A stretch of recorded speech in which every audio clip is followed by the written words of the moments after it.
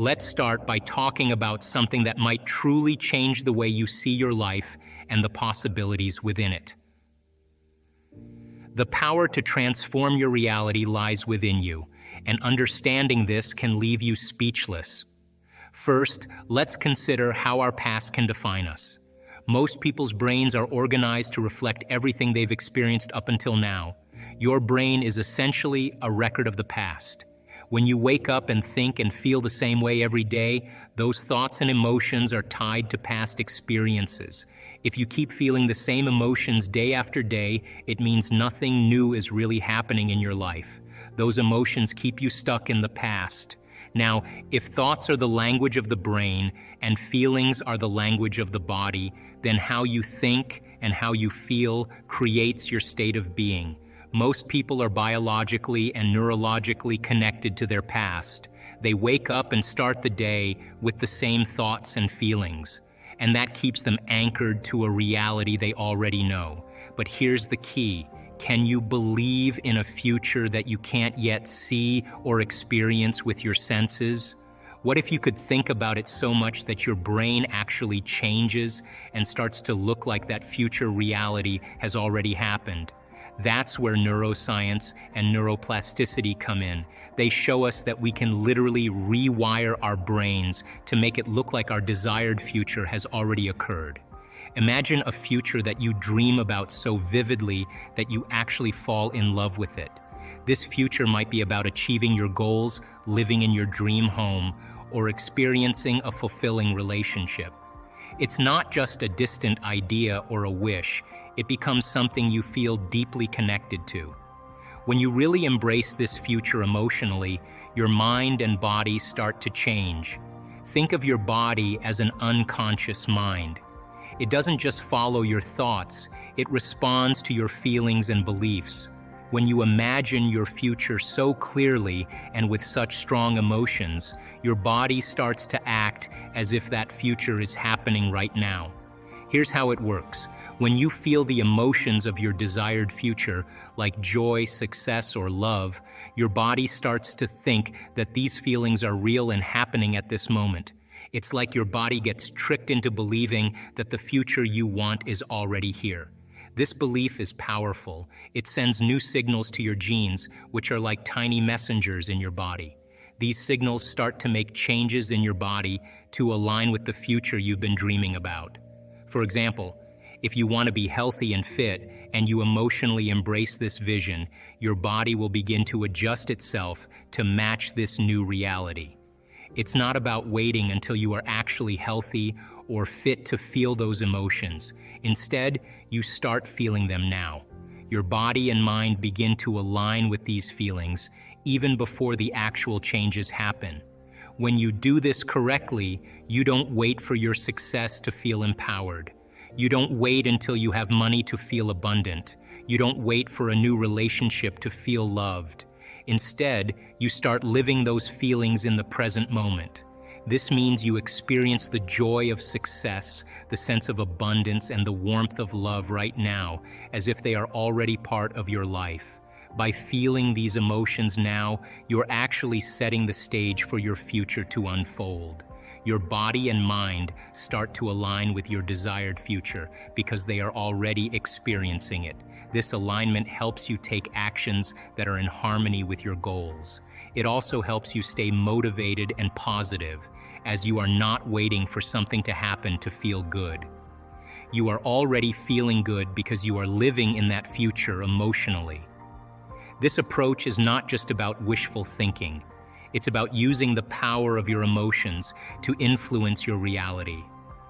When you genuinely embrace and feel the emotions of your desired future, you are sending a strong message to your unconscious mind and your body.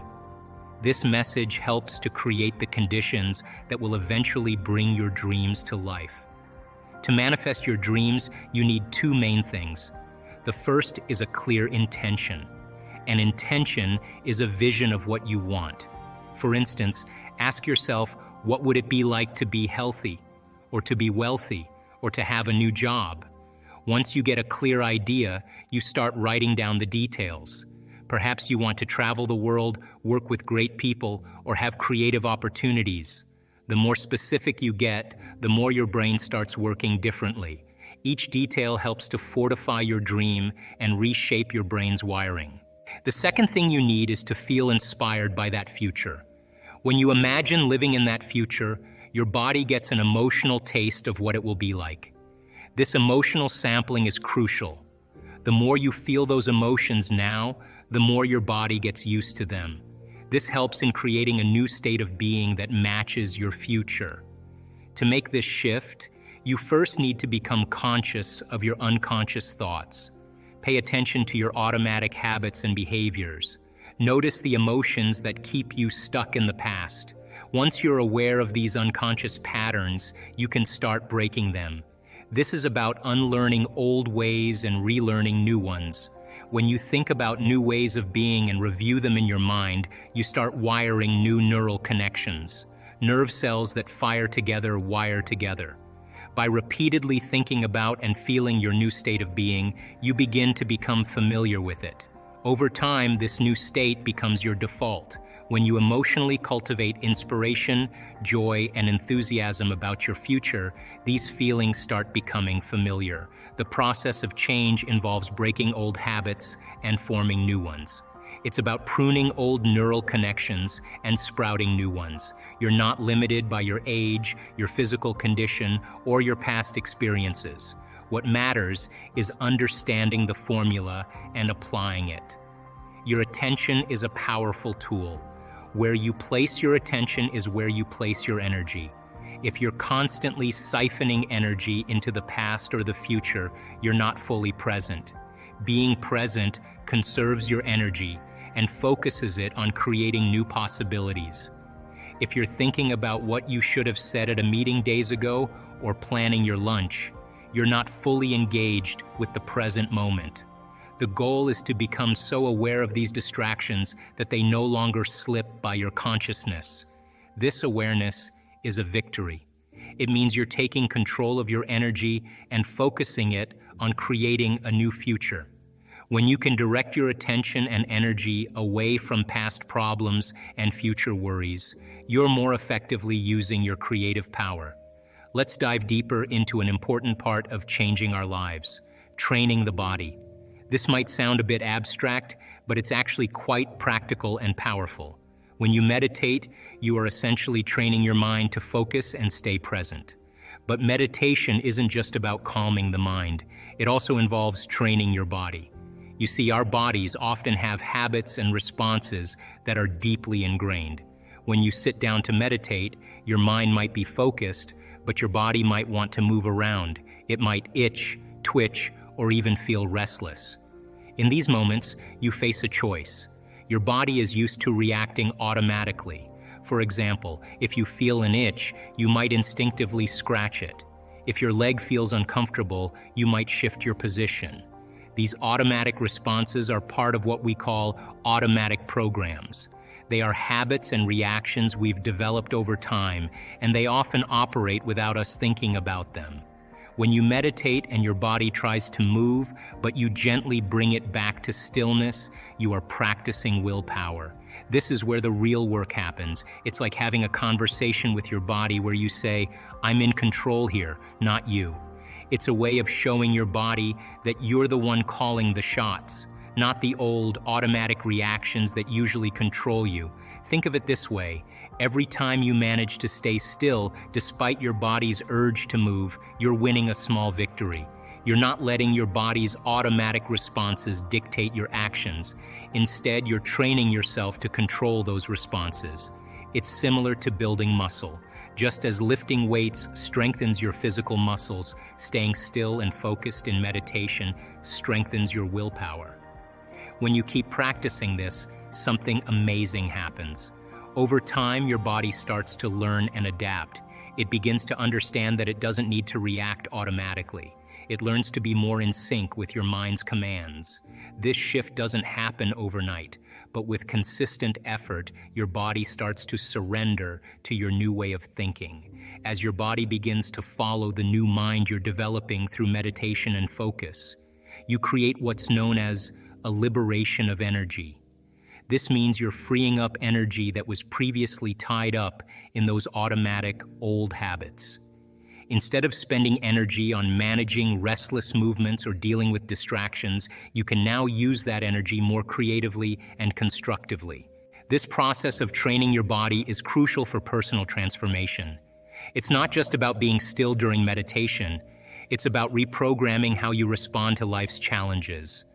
When you can maintain control over your physical reactions, you also start to gain more control over your mental and emotional responses. In this present moment, when you are completely focused on now, you experience a special kind of freedom. This freedom comes from not being trapped by thoughts about the future or the past. Instead, you are fully immersed in what's happening right now.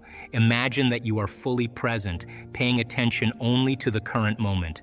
This might mean enjoying a peaceful moment, focusing on a task, or simply being aware of your surroundings. When you are in this state, you are not worrying about what might happen in the future or regretting things that happened in the past. You are just experiencing life as it unfolds right now. This state of being fully in the present can be very healing. For many people, anxiety and depression come from being overwhelmed by thoughts about what might happen in the future or dwelling on past mistakes. When you are constantly worrying about what's going to happen next or feeling guilty about what has already happened, it creates a lot of stress and unhappiness. But when you focus on the present moment, you take a break from these worries. You stop letting your mind be consumed by fears of the future or regrets from the past. Instead, you are giving yourself a chance to relax and be calm. This shift can help reduce feelings of anxiety and depression. In the present moment, you are not letting negative thoughts control you. You are not letting past experiences or future uncertainties dictate your emotions. This helps your body and mind to adjust and adapt to a new way of being. When you are not overwhelmed by stress and negative emotions, your body can begin to heal and find a sense of balance. Being present means you are not reacting to old patterns or habits that might have caused you pain before. Instead, you are creating a new way of experiencing life. This new state of being helps to recondition your body and mind. You start to break free from old emotional patterns that kept you stuck in cycles of worry and sadness. When you are in the present moment, you also become more aware of your own feelings and reactions. You notice when you start to drift into thoughts about the past or future and gently bring yourself back to now. This practice of returning to the present moment helps you develop a stronger sense of control over your mind and emotions. As you continue to practice being present, you may find that it becomes easier to stay in this state of freedom. You might notice that your anxiety and depression lessen over time. You are not letting past regrets or future fears control your mood or behavior. Instead, you are creating a more positive and peaceful experience in the present. The space we experience as time is eternal. As you move through space, you experience time. This movement through space is what allows us to experience different points of awareness. When you find yourself in the present moment, you're essentially in a state where you can create new possibilities. It's from this place of awareness and presence that transformation happens. So the life advice is about transforming your reality by changing your thoughts and emotions. By focusing on a clear vision of your future, feeling those emotions as if they are happening now, and be with me still. Now, if the body has been conditioned into the familiar past or the predictable future, and the body has become the mind of the past or the predictable future, would you agree? Then the body would say, "What are you doing?" And the body would say, "Listen, let's get you thinking like you've been thinking." 90% of the thoughts that we think on a daily basis are the same thoughts as the day before. So if you think that your thoughts have something to do with your destiny, and 90% of your thoughts are the same known thoughts that you're always thinking, then your life should stay the same, because the same thoughts lead to the same choices. The same choices lead to the same behaviors. The same behaviors create the same experiences. The same experiences produce the same emotions. Those same emotions tend to influence the way we think, and our biology, our neurocircuitry, our neurochemistry, our hormones, and even our gene expression is equal to how we think, how we act, and how we feel. And how you think, how you act, and how you feel is called your personality, and your personality creates your personal reality. That's it. If you want to create a new personal reality, a new life, you're going to have to change your personality.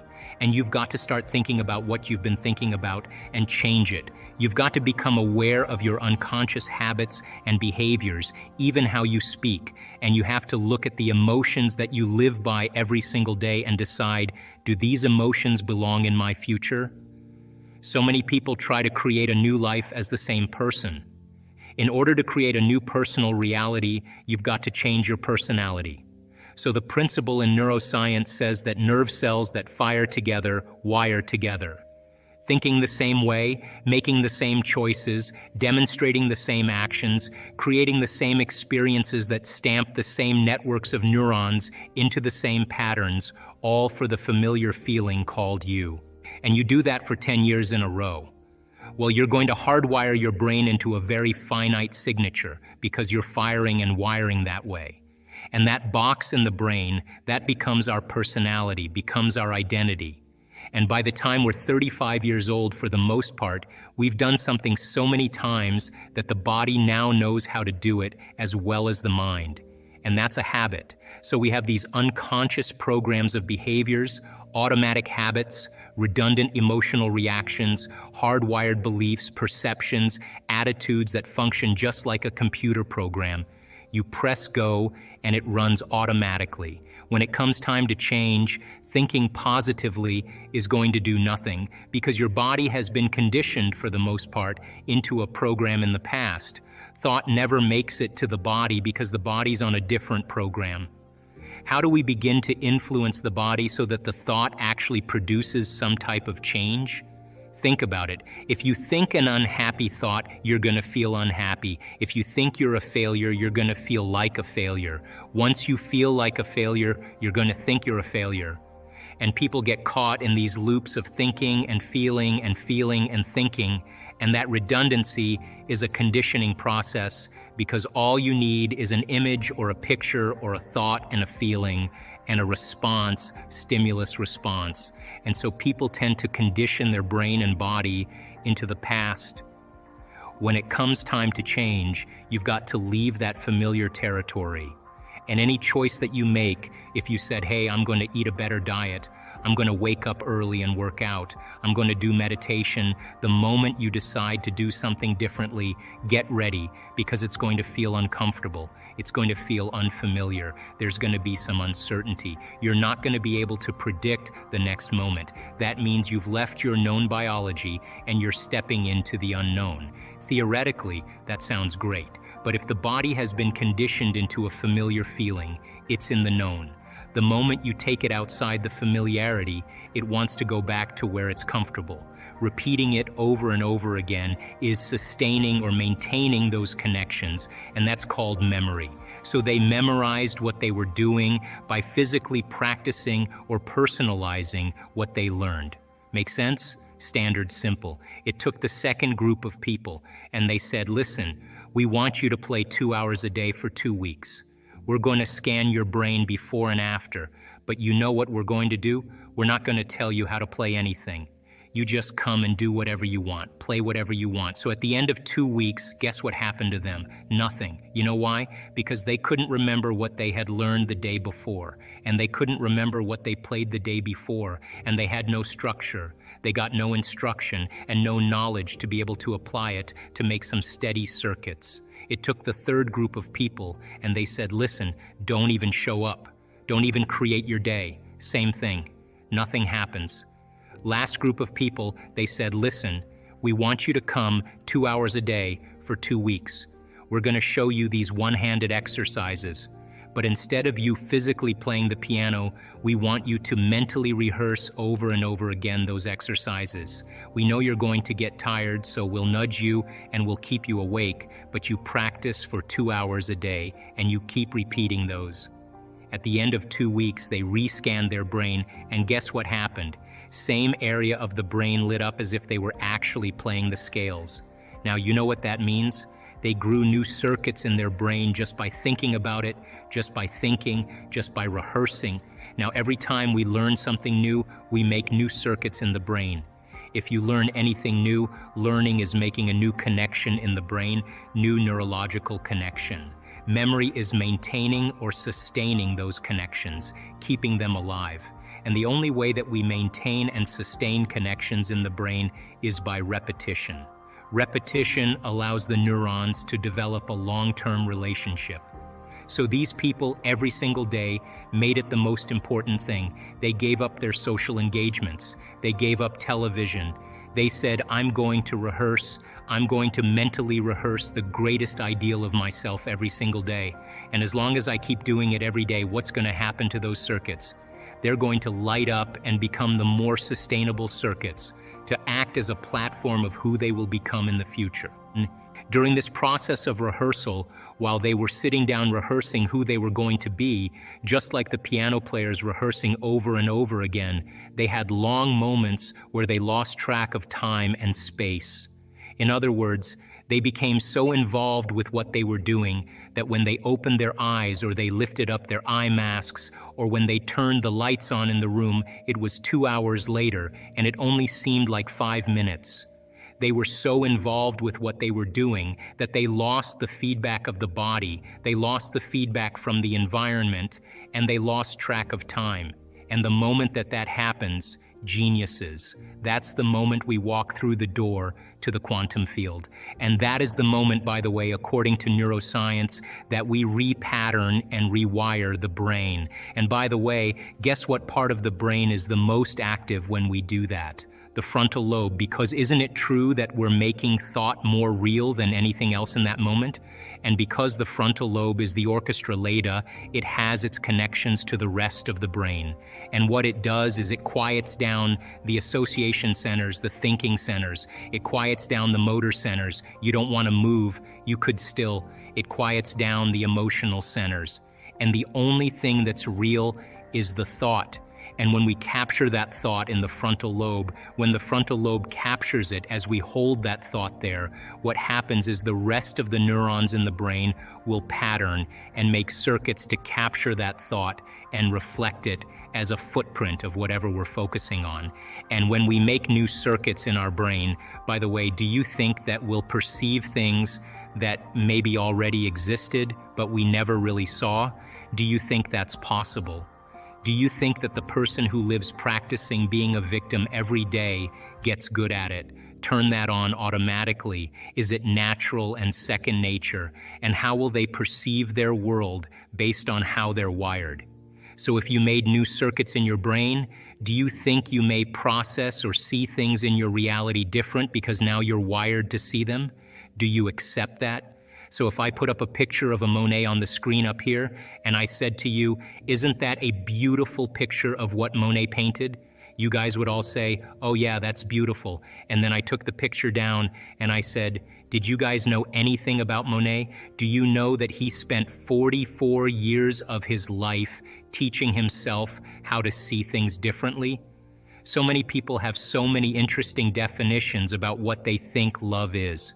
Some people have it in terms of need, some people have it in terms of sexuality, some people have it in terms of control and dominance and success. And those are different experiences that really don't lead to this concept called love.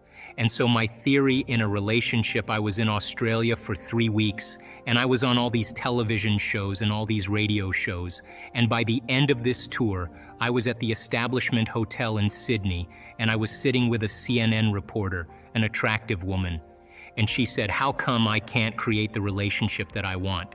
And I said, "Let me ask you a question. Would you go out with you?" Which is really the fundamental question. So I have a couple of theories about relationships that I think are really important. First of all, I will never work in a relationship, and I don't think anybody should work in a relationship. I think if you're working in a relationship, something is not clicking, something is not right. But if you bring your best, and the person that you're with brings their best, and you celebrate your life together, then there's constructive interference, there's growth, there's energy. If you're not at your best and you show up, more than likely, you're going to pick someone or something apart. And it's better that you remove yourself for a period of time and get back into your heart and present yourself at your best. And so if you're not there and you need a mirror or a reflection, then it's good to ask, am I missing something? Am I not seeing myself in some way? And then there's a healthy conversation when you invite it. But if you're not invited to contribute your opinion, then it's better off that you don't. So people always say, I want a loving relationship, but what they really want is happiness. We do these meditations to create love in our lives, and it could be love in familial relationships with your siblings. It could be with your parents. It could be with your friends, or it could be with a significant other. If thoughts are the electrical charge in the quantum field, and feelings are the magnetic charge in the quantum field, and how you think and how you feel broadcasts an electromagnetic signature that influences every single atom in your life. Can you believe in a future that you can't see or experience with your senses yet, but you've thought about enough times in your mind that your brain is literally changed to look like the event has already occurred? The latest research in neuroscience says you can change your brain from living in the past to living in the future. And can you fall in love with that vision to such a degree that you come out of your resting state and change guilt or suffering into inspiration and joy and gratitude? To such a degree that your body, as the unconscious mind, does not know the difference between that external event and what you're creating internally, so that your body believes it's living in that future in the present moment. And you begin to signal new genes in new ways to change your body to look like the event has already occurred. The latest research in epigenetics says you can change your body by thought alone. Now reason this with me. If there's physical evidence in your brain and body to look like the event has already occurred, your brain and body are no longer living in the past, they're living in the future. And you will walk right into your vision, something new you wanted to experience. And the moment you started thinking about this experience, the moment you started contemplating this potential reality, you turned on a part of your brain called the frontal lobe, the crowning achievement of the human being. It's 40% of your entire brain. It is the creative center, and it has connections to all other parts of the brain. And the moment you said, what would it be like to be a leader? What would it be like to be successful? What would it be like to have this vision come true? The moment you asked that open-ended question, you turned on this part of the brain, because the rest of the brain is just a bunch of automatic programs, and now the frontal lobe, the creative center, wakes up. And it has connections to the entire brain. It's the CEO, it's the boss, it's the symphony leader of the brain. And the moment you get creative, the frontal lobe begins to select different networks of neurons that are stored in your brain from things you've learned or experienced. And as you begin to think a what-if question, it begins to select these different networks and begins to seamlessly piece them together and making your brain fire in new sequences and in new patterns and new combinations. And whenever you make your brain work differently, you're changing your mind. Because mind is the brain in action. Mind is the brain at work. And the moment those neurons fire in tandem, you get a picture in your mind, a hologram, a vision. For those people who are passionate, that thought that they're thinking begins to create an elevated emotion. They become inspired. They feel enthusiastic. They become passionate. They started to open their hearts. And all of a sudden, they're combining a clear intention with an elevated emotion. And it's the combination of a clear intention and an elevated emotion in our research over and over again that proves then the person now is changing fundamentally, changing biologically, changing internally. and their brain and body are moving from living in the past into living in the future. When you do that, when you had that moment, you came out of your resting state, and then you started to write down all the things you were going to do to get to that vision, all the choices you were going to make, all of the experiences or goals you wanted to achieve, and all of the emotions and the joy you would feel. And when you were doing that, you were setting your sights towards that destiny. And then you did something really brilliant. You wrote down the choices you weren't going to make. You became aware of the behaviors you weren't going to demonstrate. You began to review certain experiences you wanted to stay away from. And then you looked at the emotions that would bring you to a lower level. And you began to separate the old self from the new self. And when you begin to do that, and you're observing the old self, it means you're no longer the program. Now you're the consciousness observing the program. And that's when you begin to objectify your subjective self. And so the moment you stop making the same choices that you always make, get ready, because it's going to be uncomfortable. And that's the moment you're heading towards the new self. Do you think that you can change the circuits in your brain by thinking about it? So I did this experiment a little ways back.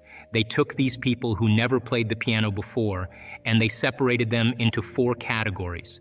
And they said, listen, we're going to scan your brains before you learn these exercises, and then we're going to scan your brain after. And all you have to do is show up for 2 hours a day in practice for 2 weeks, okay? And just follow the instructions.